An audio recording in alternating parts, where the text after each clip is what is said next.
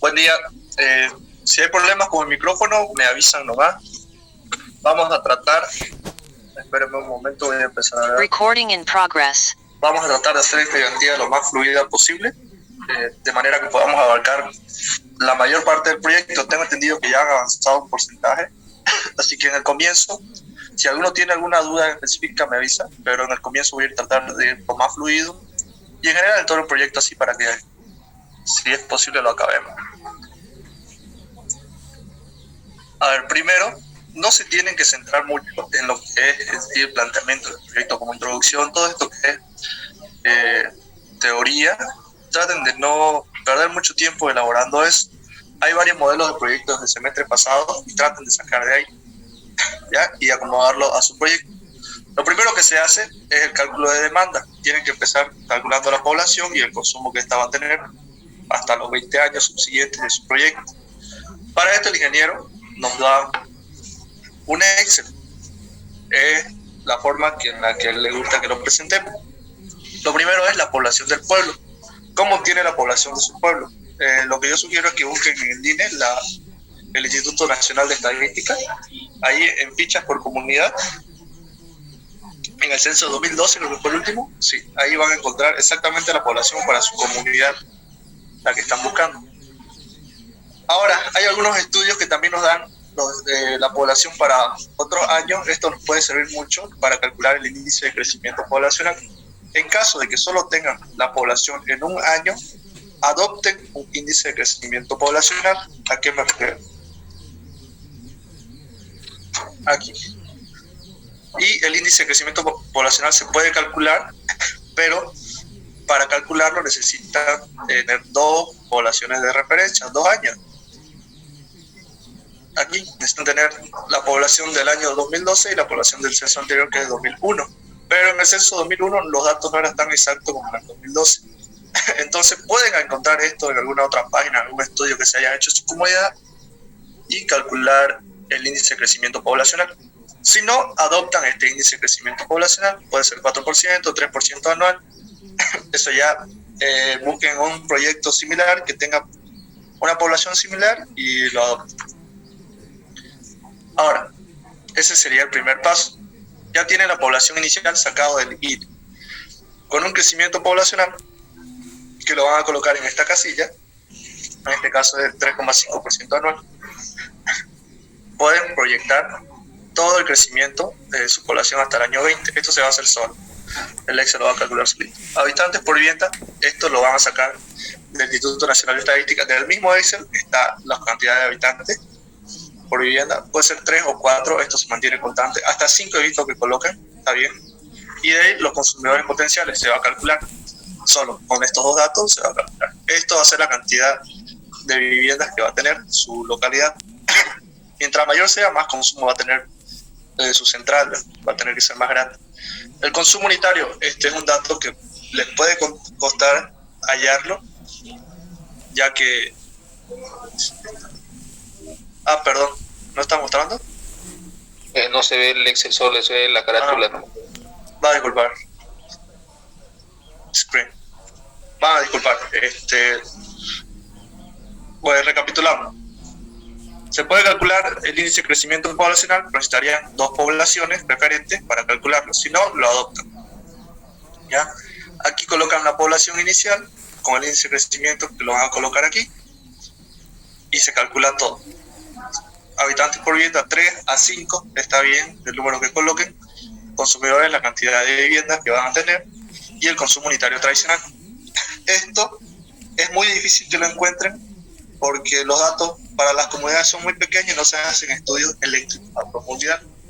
¿Entiendes? Entonces, lo más común es que lo adopten de algún otro proyecto, ¿ya? Que tenga una población similar. Luego el consumo tradicional se va a calcular por fórmula. La cobertura de servicio, igual, esto puede encontrar, digamos que si su población está en los yungas, la cobertura de servicio en los yungas es un promedio del 65%. Pueden encontrarlo eso. No hay ningún problema. Y el total de consumo se va a calcular. Una vez tengan esto, pasamos a la siguiente. El consumo residencial es el mismo que tenemos aquí, 173,5. Los consumidores residenciales es la cantidad de viviendas que teníamos aquí. El consumo general es un porcentaje de residencial, que es por fórmula 0,2 aquí. Y de ahí el consumo industrial igual, aquí es 7%. El alumbrado público es el 10%. Y el consumo total, la sumatoria. Las pérdidas por energía se mantienen constantes. Este es un número que puso el ingeniero de 6% de pérdida. Pueden variar un poco. Con estos datos que yo le digo que adopten o que pueden variar, pueden jugar en caso de que su caída salga muy alta o muy baja. Pueden variarlo un poco. Las pérdidas de energía, el 6%, eso se mantiene constante. El megawatt se va a calcular por el porcentaje que pusimos y con el consumo total. El total de energía es la sumatoria. El factor de carga, esto igual no lo van a encontrar, porque para tener el factor de carga tendrían que tener la curva de carga, y como le digo, no hay un estudio a profundidad de las comunidades. Van a encontrar de ciudades grandes, de Santa Cruz, tal vez de municipios.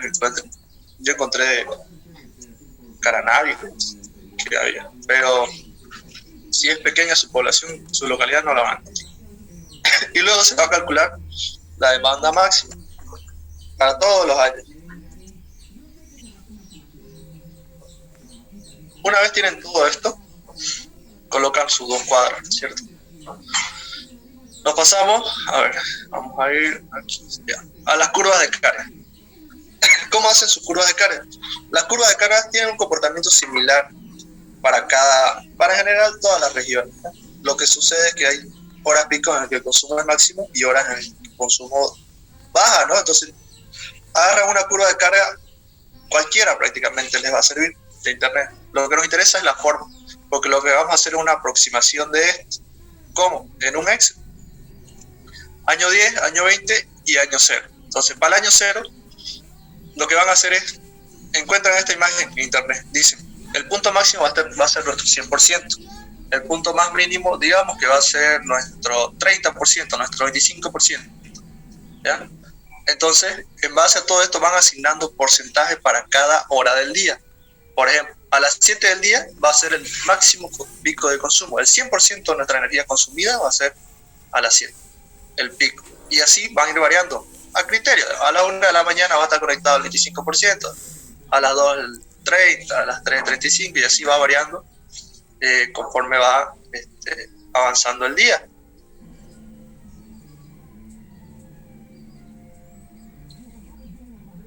Una vez tienen todo esto, lo que hacen es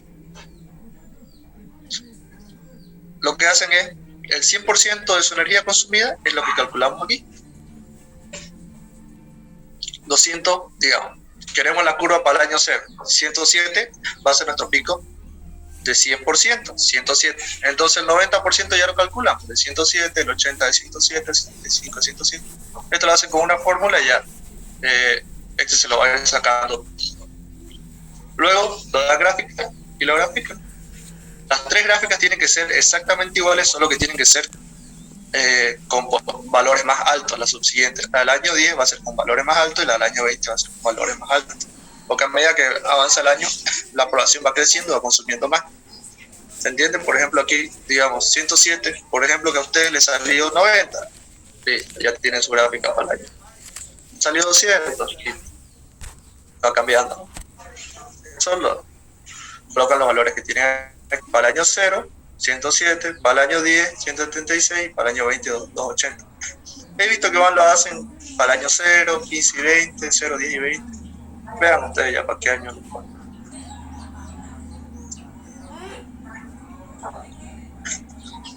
Ahora, la ubicación de las obras. Con esto no se complique mucho. Hay varios proyectos que me han hablado que tienen el problema que su río no es el correcto, por así decirlo. Lo que tienen que hacer, bueno, lo que yo siempre hago para complicarme es, primero calculan la caída. Ya tienen la potencia máxima para el año 20, que es esta, ¿no? Que vemos aquí, 280. 280 por 10 a la 3, para ponerlo en 0,32, que es su caudal, ¿Cómo sacan el caudal? De la curva de caudal. 9,10 que por la gravedad y 0,75 porque es un rendimiento global. Pueden variar esto a 0,85 también, no va a costar nada. Es como les digo, jugar con algunos valores. Encuentran su caída. Listo, 119 metros. ¿Cómo hallaron el caudal? Aquí, la curva de variación de caudal. La curva de variación de caudal no es más que ciertos caudales que da el ingeniero que son genéricos para todos los grupos, son el mismo valor para todos, y a cada grupo le da un factor que tiene que multiplicar ese factor por cada caudal. Digamos que el grupo 6 es 0, bueno, el grupo 5 es 0,32, el grupo 6 0,5, su caudal va a variar. Y más el caudal más bajo, en este caso 0,74, el anterior 0,47. Siempre tienen que tomar el más bajo porque tienen que asegurar que su central va a abastecer a su pueblo incluso cuando el río esté en su momento más crítico. Entonces, con el caudal y esta fórmula encuentran la altura. ¿Qué es? ¿Qué es lo importante? Lo importante que tienen que fijarse es que tienen que salir del río. Yo lo hago al revés. Yo empiezo de la bocatoma. Salen del río, colocan la bocatoma lo más cercano posible al desarenador, lo más cerca posible al mismo nivel de altura. Sigue una cierta distancia que va a ser el canal. Esta distancia no hay una regla para definirla, ¿ya? Con un desnivel de 3 a 4 o 5 metros de diferencia del desarenador tiene que estar la cámara de carga, ¿ya? De un poquito más bajo, con unos 3, 4 o 5 metros, para que no haya mucha erosión en el canal. Y de ahí una línea recta que vaya de nuevo al río, que es la casa de máquina. Esta línea recta tiene que tener una diferencia de altura entre la casa de máquina y la cámara de carga igual a la altura que calculamos en la anterior fórmula. ¿Se entiende? Volvamos.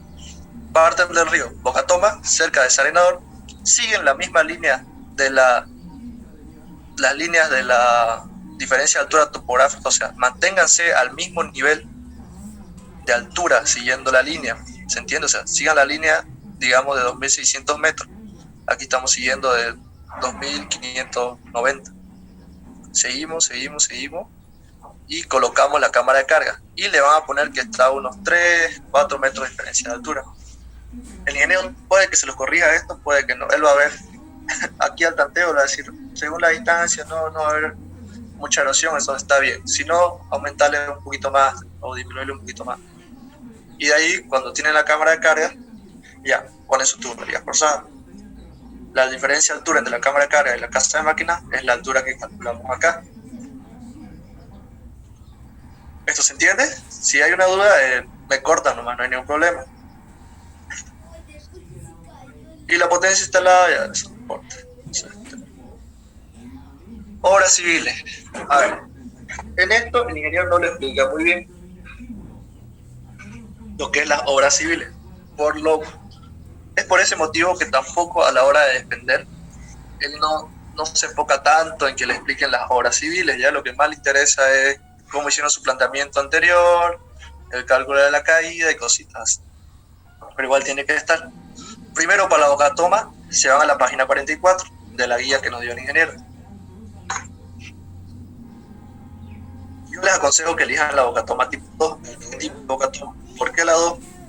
Porque nos da dos datos que son importantes para después dimensionar otro tipo de obra civil, que son la profundidad máxima del desarenador y el ancho del canal, el ancho del desarenador.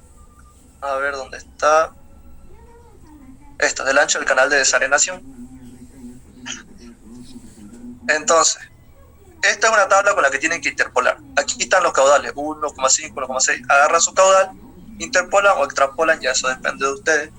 Sacan un Excel, copian e interpolan, así como lo hice por aquí.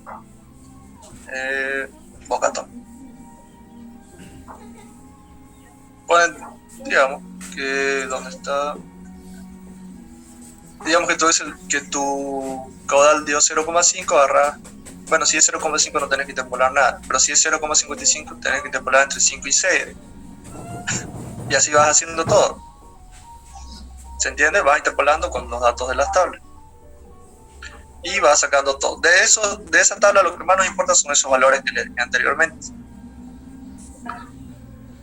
Una vez tienen la boca toma ya dimensionada, se van a la obra de aquí, en algún momento.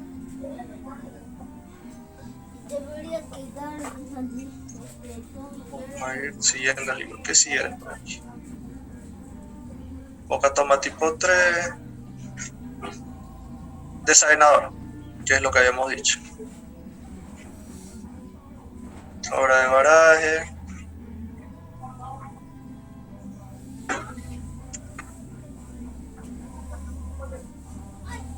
Desarenador, página 47. ¿Con qué empieza? Caudal, ya tiene. Tenemos que encontrar la velocidad. B, aquí. B, ancho del desarenador. Los valores de B y H fueron sacados de la tabla de la boca toma, lo que le había dicho anteriormente.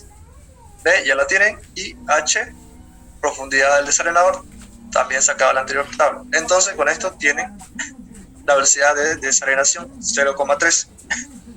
Ahora,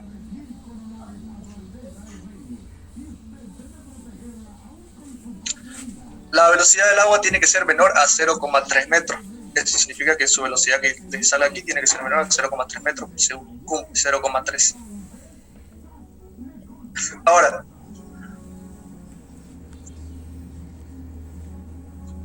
aquí creo que había una condición. Diámetro del grano debe ser dentro de 0,15 a 0,3. Esto eligen cualquier valor.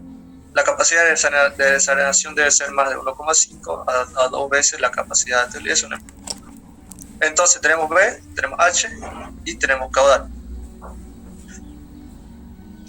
Tenemos el diámetro del grano, intersectan con esta línea de aquí y tienen su tiempo de sedimentación en segundos. O sea, con el diámetro del grano eligen entre 0,5 y 0,20, intersectan con esta línea y ya tienen el tiempo en segundos de sedimentación. 50 segundos. Ahora, L, que es la longitud del desarenador, es la velocidad, que ya la teníamos, por H, que la tenemos, por el tiempo que la tenemos, por C, que es el coeficiente de seguridad, que es 1,5. Esto está en el libro igual, un rango de coeficiente de seguridad. Y ya tienen la longitud de su desarenador. Seguimos. El canal, página 52. A ver.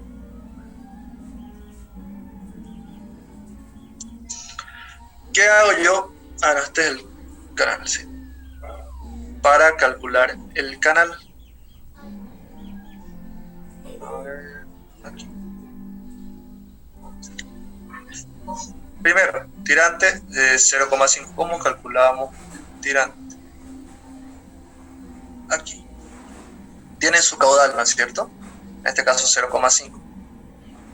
Tienen una pendiente. ¿Cómo pueden encontrar su pendiente? Este es un tema que yo en mi semestre lo hice al tanteo prácticamente. Yo elegí una pendiente, la que más vi que me convenía, ¿entienden? Pero después lo que yo hacía era ir a Google Earth, que igual, ¿dónde está? Creo que aquí está, aquí lo muestro.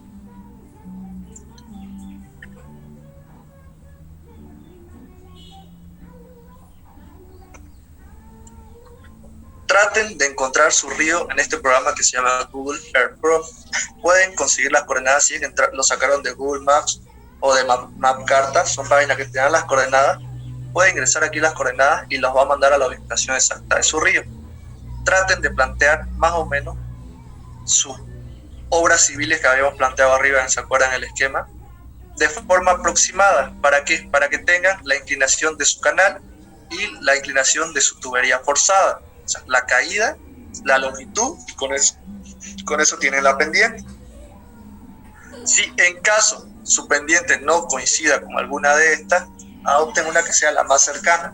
No se compliquen, porque si no tendrían que rehacer todo lo anterior. ¿Me entienden?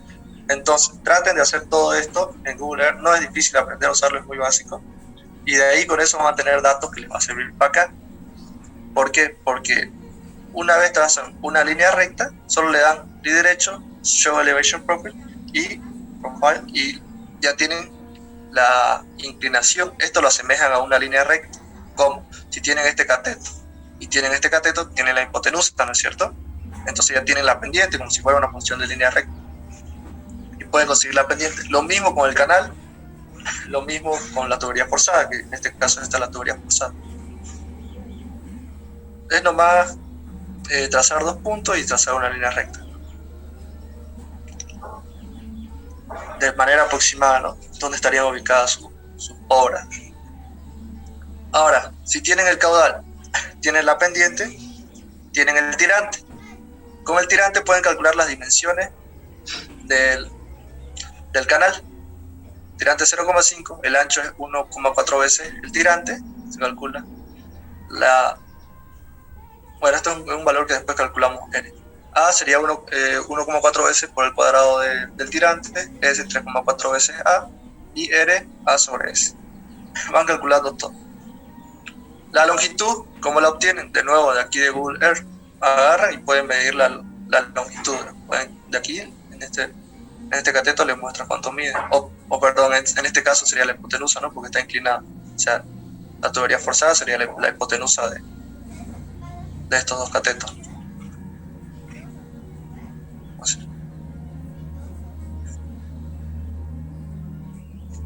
Entonces ya tienen la longitud, que sería su hipotenusa, y listo. El coeficiente Manning, que se mantiene constante, 0,15, y la pendiente yo elegí 1 en 300, en este caso. Entonces, la pendiente lineal se las puede corregir, no pasa nada, este cálculo es rápido y no afecta para después. Esta fórmula es solo para calcular la velocidad, pero la pueden encontrar de forma gráfica, aquí igual. Yo prefiero encontrarla con la fórmula. Tienen el tirante, caudal y la velocidad. Se agarran su caudal, interceptan con su pendiente y trazan una vertical hacia el tirante. Con el tirante, obtenido de forma gráfica, calculan todas las dimensiones del canal. La longitud la obtienen de Google Earth haciendo una aproximación al tanteo de la ubicación de sus obras civiles, como habíamos hecho en la anterior carta. Y de ahí con esta fórmula calculan la velocidad a la que se mueve el líquido por su canal. ¿Qué sigue aquí? Del canal, la cámara de carga, es obra de derivación. Ahora toma acá. Para cámara de carga es igual que con la boca top. Es una tabla donde se tiene que interpolar. Agarran, hacen un Excel, ponen su caudal, interpolan 0,32 o extrapolan, ya depende de ustedes. Tengo que caudal 0,8 y le interpolan los 20. Más sigue. Ya obtiene todas las dimensiones de la cámara de carga.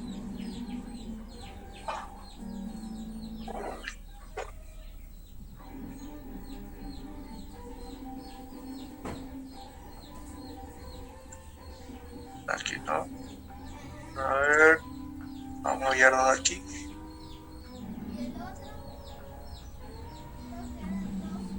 Esto no es necesario dimensionar. No son todas las obras que se dimensionan. No se preocupen por eso. Nos falta una. La hora de derivación y eso sería todo, creo. En las obras civiles. Bueno, sí, la hora de derivación.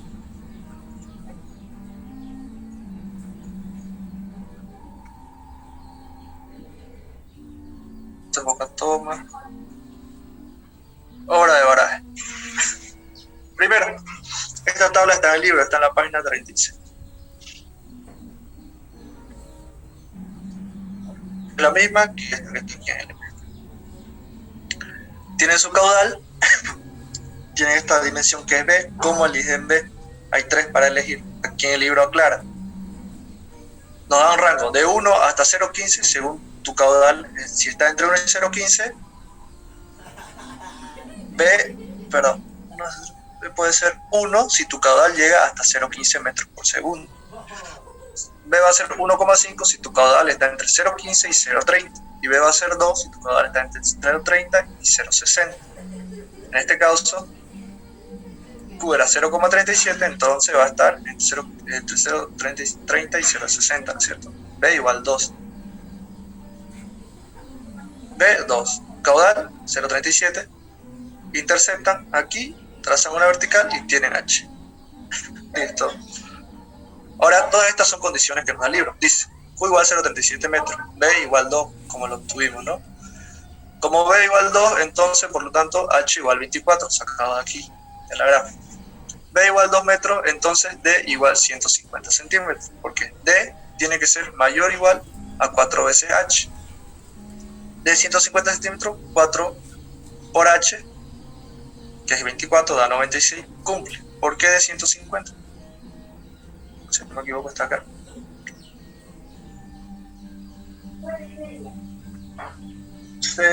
No hay un parámetro para elegir. Aquí D. Si B es igual 2, entonces D 150 centímetros. No sé si se ve. Entonces, por eso elegimos D 150 centímetros, pero debe cumplir esta condición. Cumple. Calculan con H, si cumple o no. Ahora, H menor o igual a un tercio de B. Calculan H, tiene que ser 150, un tercio de B es 66 centímetros. Cumple. Tiene que ser menor. No. Y un error, ¿no? A ver, después voy a ver. C es igual, mayor o igual a 3 veces H. C es 150 y 3 veces H es 24. C, aquí se cumple. C de 150 tiene que ser mayor o igual a 3 veces H, que es 72. Cumple. Aquí hay un error. Aquí no está cumpliendo. Porque no cumple. Porque 150 no es mayor que 66. Eso lo voy a corregir. B y aquí hay un resumen, B y 2 y carga total, que es 3 por H igual a 0,72. Lo que nos importa en realidad es la carga total. Ya lo calculamos aquí, 0,72 metros. Pasamos a la siguiente tabla, que es dimensiones de baraje.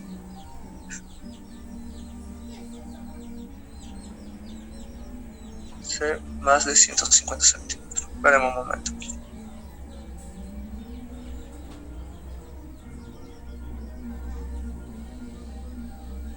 Bueno, vamos a pasar a la siguiente. Después vamos a ver eso.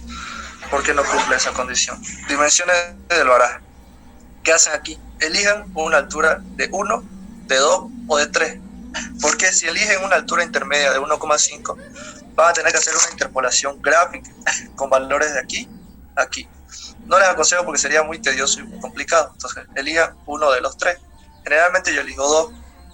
2 y con la carga total, que es la que obtuvimos de acá, que es 0,72 metros, la colocan en este punto e interceptan todas las líneas que ven aquí. Cada línea tiene un nombre, una letra. Agarran, interceptan la vertical con su carga, que es 0,72, aquí cerquita del 1, y van cortando todas las líneas. Y luego trazan una horizontal para hallar los valores de cada letra, de cada variable. 9, 8 y van fijándose pues aproximadamente cuál es. Por ejemplo, este es A9 podría ser, o A10 también. Creo que este es B4, B08, ¿cuál era B? Aquí, B08, y así van, aquí es J, G, F, C, D. Van seleccionando sus valores. La obra de toma de agua en la boca toma, que ya vimos cómo se dimensiona. Y con eso estarían todas las obras civiles. Desarenador, canal, ya vimos cómo se hace. Cámara de carga, ya vimos cómo se abre. Falta la tubería forzada. Importante. Para tubería forzada lo que tienen que hacer es elegir un diámetro al tanteo. Cualquier diámetro elijan primero. Guíense por este valor. 0,8, 0,4, 0,3, cualquiera. Háganlo todo en Excel ya para que solo tengan que variar el diámetro y les manda el cálculo. No sé si lo tengo acá. Sí. Te le voy a pedir. Yo pongo. Un conocido de mi padre. Te le voy a pedir, pero no lo tengo así. Digamos que yo elijo de diámetro 0,8. Mucho se borró. Ah,